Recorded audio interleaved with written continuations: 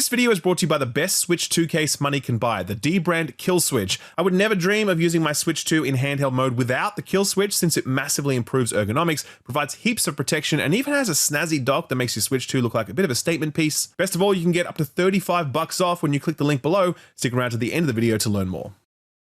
A Pokemon preview on this YouTube channel? That's right, ladies and gentlemen, we're doing this, so buckle up. Obviously, Pokemon is a franchise that I have mixed feelings about. I hadn't played a Pokemon game in many years when I booted up Sword and Shield a few years ago, and I was pretty bowled over by how little progress this series had made in terms of visuals and performance and core gameplay and voice acting, and the list went on. For me, it just felt like this was a series that was completely at odds with the high quality bar that Nintendo demanded, and I was quite shocked at how stagnant it felt.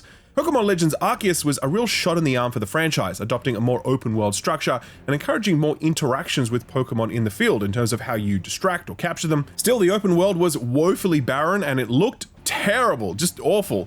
But even with those big caveats, people really warmed to Arceus because they were just happy to see Game Freak doing something, doing anything to change up the formula. It's been Pokemon crystal clear for a long time now that this franchise has way more potential than Game Freak were realizing, and every new release has seen fans asking the ultimate question: is this going to be the moment that Pokemon truly evolves, pun intended? So after playing about an hour and a half of Pokemon Legends ZA, I'm going to say right off the top that I don't think this is that moment.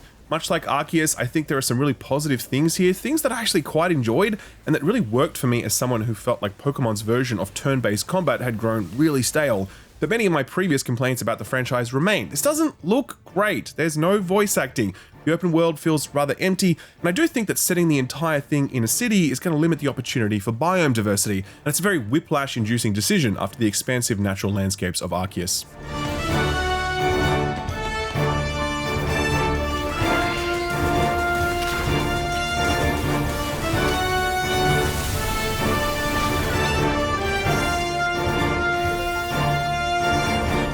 Okay, so let's do some of the complaining first. Visuals. Look, what can I say that you can't see with your own two eyes?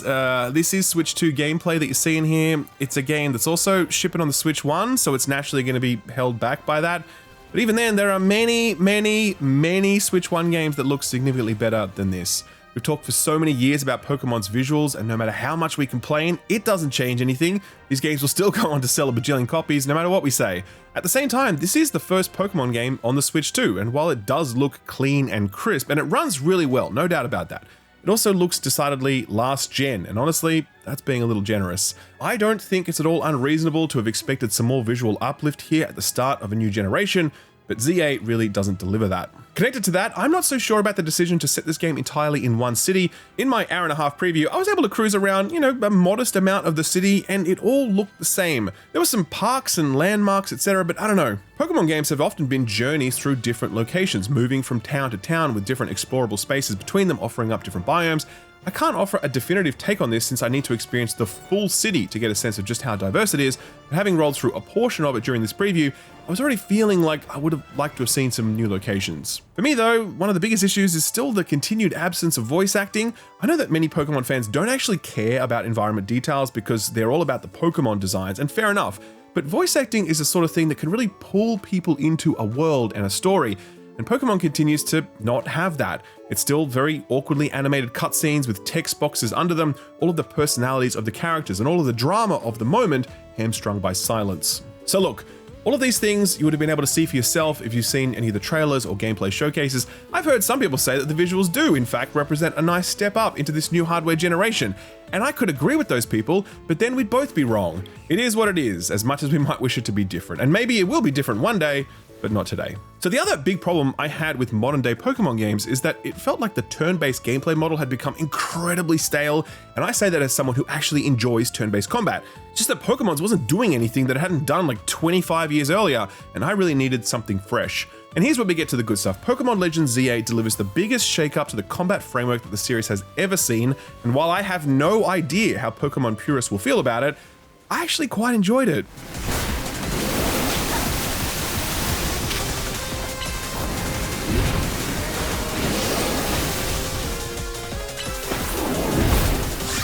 Now look, I don't want to oversell it, it's still simple, but it's a hell of a lot more dynamic and strategic and actiony, while still retaining most of the underlying elements on which the traditional turn-based combat framework was built. The main thing is that it's now fully real-time, well, basically. When you're in certain areas of the city, wild Pokemon or trainers can be engaged by targeting them and using one of your Pokemon's abilities, which are mapped to the face buttons. When this happens, the Pokemon moves freely to perform the actions, so that short-range attacks means the Pokemon needs to get up close and personal, while long-range attacks let them maintain a distance. Now that's obvious, but there's a reason why I pointed out. Positioning matters in that AoE attacks or attacks with frontal cones or piercing attacks, they will damage multiple foes if you can position your Pokemon and the enemy correctly. That doesn't matter so much in the trainer battles since you're only ever fighting one Pokemon at a time, at least that's all I experienced in my preview, but in the wild zones where Pokemon wander freely, you can pull multiple wild Pokemon into a single battle, and if you can then herd them in a way that lets your attacks hit more than one foe, then great. I don't have any footage of that sadly since this is all B-roll provided by Nintendo,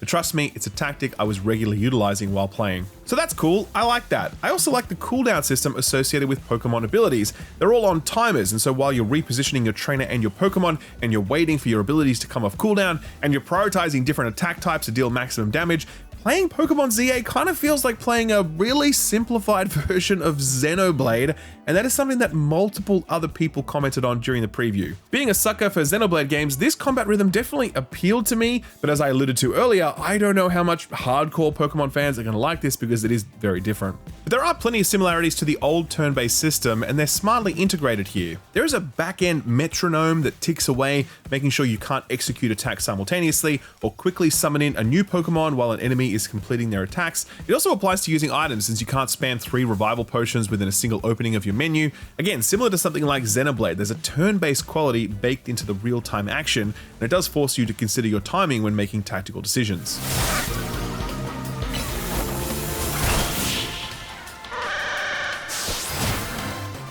For me, the best part of this combat was how easy it was to switch between Pokemon on the fly so that I could respond to things like low health or counters or needing a certain attack type or suddenly needing some AoE. You could always do that in other Pokemon games, but here it's just a quick, seamless button press that occurs almost immediately. It's nice to be able to apply a cheeky status effect with one Pokemon before switching to another with the press of a button. I was switching most often after I dumped big, high cooldown abilities so I could maintain a lot of combat uptime. Again, you could always do stuff like this in the turn-based model, absolutely, but it just feels more seamless here. Pokemon combat has always been about synergizing the abilities of your Pokemon to exploit or defend against weaknesses, and this more immediate real-time hot swapping made it easier than ever to connect with that central design element.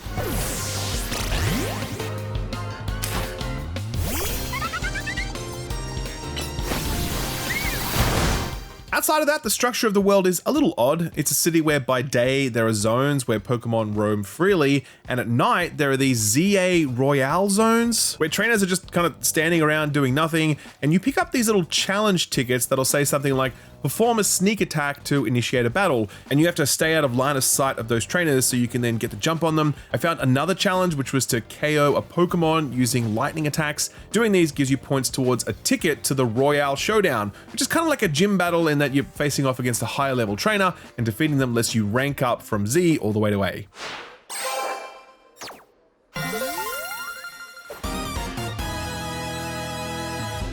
Other than that, I did a Mega Evolution boss battle, which was fun since it did involve a lot of dodging attacks, and I had a higher level Pokemon who had their own Mega Evolution that did some big damage. Nothing too different from what I remember experiencing back in Sword and Shield, but the fact that I could move freely around the boss and the battle played out in real time definitely made things more fun.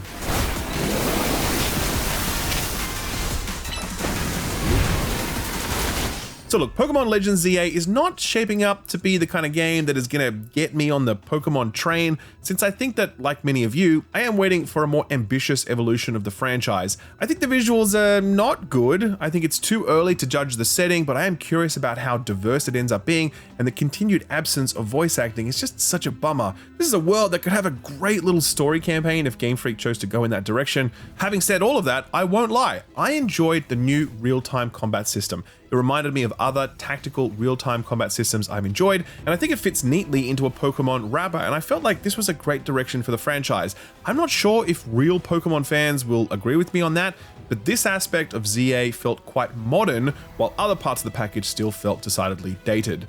Brass tacks though, whatever I or anyone else says makes no difference at all, because this is still going to be the second highest selling game of the year after GTA 5 and Call of Duty. Pokemon is its own unstoppable juggernaut. It cannot be slowed down no matter how much we complain about it. But I was genuinely interested to check in on it at the start of a new generation to get a bit of a pulse check. Some parts of it are headed in the right direction, other parts still seem stuck in time, but that's Pokemon Legends ZA. I hope you found this preview useful, and if you are weighing up a purchase decision, be sure to check out the full reviews when it drops on October 16th for Switch and Switch 2.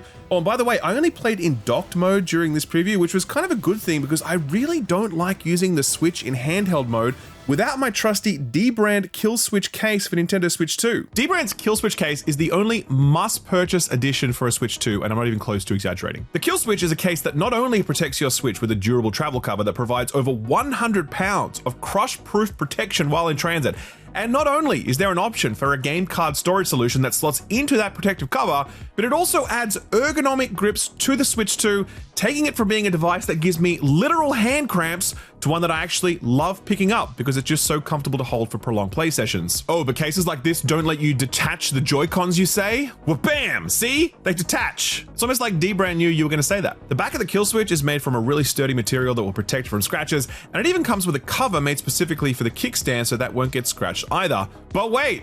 There's more! The Kill Switch Travel and Ultra packages come with stick grips, which are a significant glow up, providing much more tactile texture and height. The optional screen protector comes with an idiot-proof installation tool that not even I could mess up. And I have not been able to successfully install any screen protector on any product I've ever owned in my entire life. There are also optional skins that let you customize the look of your Kill Switch. But here's my favorite part. Every single Kill Switch comes with a dock adapter that lets you dock your Switch 2 while it is still in its Kill Switch case. And in fact, this adapter makes the Switch 2 look cooler because it becomes this sort of display item. I absolutely love it. It's so good. Ever since dbrand launched the Kill Switch case for the Steam Deck, I have owned that and I've never once taken it off my Steam Deck. It's just a pure one-stop solution that I would never replace. And the Kill Switch case for the Switch 2 is even better. It is genuinely dbrand's best work, like truly. It's an unmissable add-on, so if you want to grab one, be sure to head over to dbrand.com/skillup to get one. Plus, you can save $20 on the travel package and $35 on the Ultra package if you click the link below in the description. That's dbrand.com/skillup for the best Switch 2 case money can buy. Thanks dbrand for sponsoring the video, and thank you for watching it.